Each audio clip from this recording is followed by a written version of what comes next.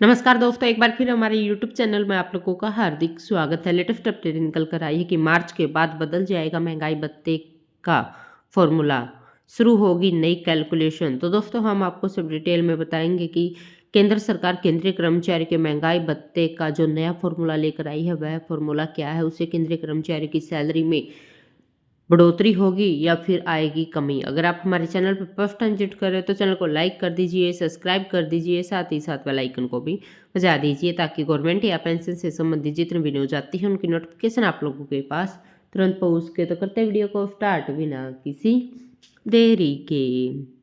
दोस्तों केंद्रीय कर्मचारी का महंगाई भत्ता मार्च में बढ़ेगा। इसमें 4% का इजाफा होगा। कुल महंगाई भत्ता 50% पर पहुंच जाएगा, लेकिन इसके बाद की कैलकुलेशन बदल जाएगी। मार्च में डीए बदलने के साथ नए तरीके से इसका कैलकुलेशन होगा। अगले महंगाई भत्ते की कैलकुलेशन के आंकड़े 29 फरवरी यानी कि आज से आने शुरू हो जाएंगे। जुलाई 2024 में महंगाई भत्ते में बढ़ोतरी की कैलकुलेशन नए तरीके या यूँ कहे कि नए फॉर्मूले से होगी, जिसके पीछे एक वजह है। दरअसल 50% महंगाई भत्ता पूछने के बाद इसे 0 कर दिया जाएगा। केंद्रीय कर्मचारी को फिलहाल 46% महंगाई भत्ता मिल रहा है। हाल ही में आए AICPI इंडेक्स के आंकड़ों से साफ हो गया है कि महंगाई भत्ते में 4% का इजाफा होगा। हालांकि अभी इसे मंजूरी नहीं मिली है। कर्मचारियों को अप्रैल की सैलरी में बढ़े हुए डीए का फायदा मिलेगा, लेकिन इसे लागू 1 जनवरी 2024 से किया जाएगा। इस बीच अगली तैयारी शुरू हो चुकी है। जनवरी के बाद महंगाई भत्ते में अगला इजाफा जुलाई 2024 में होगा। इस महंगाई भत्ते की कैलकुलेशन में बदलाव आ सकता है, क्योंकि 50% महंगाई भत्ता होने के बाद इसे शून्य कर दिया जाएगा और नए महंगाई भत्ते की कैलकुलेशन 0 से शुरू होगी। दोस्तों महंगाई भत्ता 50% होने के बाद उसे 0 से शुरू किया जाएगा तो कर्मचारियों की सैलरी में जबरदस्त इजाफा होगा। केंद्र और राज्य के सरकारी कर्मचारियों को उनकी कॉस्ट ऑफ लिविंग के स्तर को बेहतर बनाने के लिए महंगाई भत्ता मिलता है। महंगाई के अनुपात में महंगाई भत्ते की कैलकुलेशन होती है। कर्मचारी को उनके रहन सहन का स्तर सुधारने के लिए भत्ते के तौर पर डीए सैलरी स्ट्रक्चर का पार्ट रखा जाता है।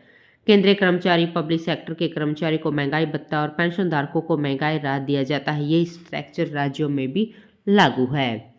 श्रम मंत्रालय ने साल 2016 में 7वें वेतन आयोग लागू करने के बाद महंगाई भत्ते की कैलकुलेशन का फॉर्मूला भी बदल दिया था।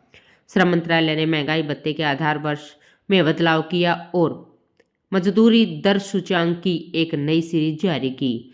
श्रम मंत्रालय ने कहा कि आधार वर्ष 2016 बराबर 100 के साथ WRI की नई सीरीज 1963-65 के आधार वर्ष की पुरानी सीरीज की जगह ली। 7वें वेतन आयोग के महंगाई भत्ते की मौजूदा दर को मूल वेतन से गुणा करने पर महंगाई भत्ते की रकम निकाली जाती है। मौजूदा दर 46% है। अगर आपका मूल वेतन 56,900 रुपये है तो 56,900 गुना में 46/100 महंगाई भत्ते का प्रतिशत बराबर पिछले 12 महीने का CPI का औसत माइनस 115.76। अब जितना भी आएगा उसे 115.76 से भाग दिया जाएगा। जो अंक आएगा उसे 100 से गुना कर दी जाएगी। दोस्तों 7वें वेतन आयोग के तहत सैलरी कैलकुलेशन के लिए कर्मचारियों की बेसिक सैलरी पर डीए कैलकुलेट करना होगा। अगर किसी कर्मचारी की न्यूनतम बेसिक सैलरी 25,000 रुपये है तो उनका महंगाई भत्ता 25,000 का 40% होगा। 25,000 रुपये का यानी 40% कुल 11,500 रुपये होगा। इसी तरह बाकी सैलरी स्ट्रक्चर वाले भी अपनी बेसिक सैलरी के हिसाब से इसे कैलकुलेट कर सकते हैं। महंगाई भत्ता पूरी तरह टैक्सेबल होता है। भारत में आयकर नियमों के तहत इनकम टैक्स रिटर्न में महंगाई भत्ते के बारे में अलग अलग जानकारी देनी होती है। मतलब आपको जितनी रकम महंगाई भत्ते के नाम पर मिलती है वह टैक्सेबल है और उस पर टैक्स चुकाना होगा। तो दोस्तों आज के लिए इतना ही, मिलते नेक्स्ट वीडियो में। तब तक के लिए जय हिंद, जय भारत।